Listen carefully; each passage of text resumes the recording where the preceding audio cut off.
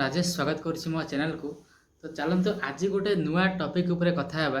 तो जमती आपण माने समस्त जानिचंती ओडिसा जो एमएलए माने सब अछंती से माने कहउचंती कि हमर सैलरी को इंक्रीज करा जाऊ। तो बंधु माने आपण जानिचंती कि नाही मु जानिनी, किंतु मु आशा करुच्ची आपण माने समस्त जानिथिबे जे ओडिसा रे जो एमएलए माने सब अछंती तांकर दरमा प्राय लाख रु ऊर्ध्व।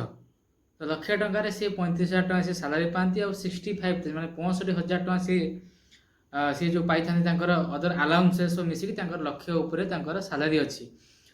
तो ऑलरेडी तापर जितेबले आमर असेंबली चले से पर डे 1500 टंका दिया हुए।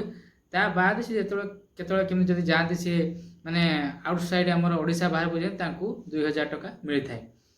तो चिंता करंतु से माने आहरी डिमांड करछन्ते आमर सैलरी को इंक्रीज कर दियंते। किंतु आमे एटोडे कथा माने चिंता करवा जे राज्य सरकार पाखरे जो माने सब आमर काम करुछन्ते जो माने ठिका कर्मचारी हिसाब रे, तो तांकर 6 वर्ष पर्यंत दरमा रहउची 15 रु 17,000 टंका। चिंता करंतु से माने सेतिकी टंका रे केमिति चलुथिबे। तो चिंता करंतु गोटे निश्चय एबे जो सिचुएशन हेलानी 15 रु 17,000 टंका किछि भी सेमती गोटे बड़ अमाउंट नुहे।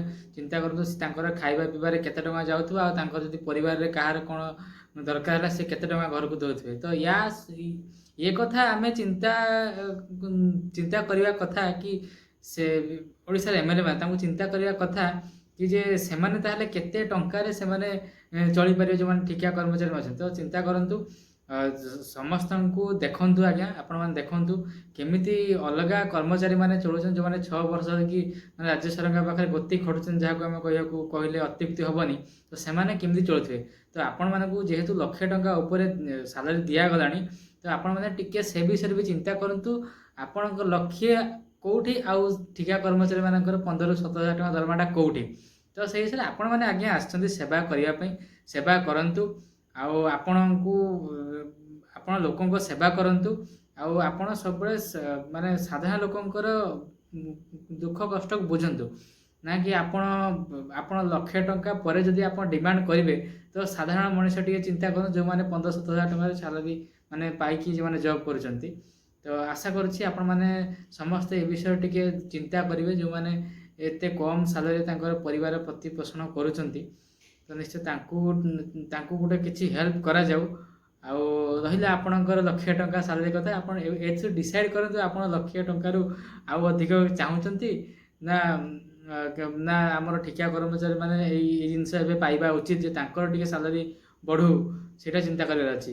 तो आशा करुच्ची मु जो वीडियो बनैछि निश्चित रूपे हुए तो आपण मानकु भल लागि थाय पाए न लागु थाय पाए, किंतु मोर निजस्व मत एटा जे ठिका कर्मचारी को जदि किछि टंका सैलरी इंक्रीज कर दिया हंता ताले हुए तो से माने बहुत सुंदर जीवन यापन करि पारंते।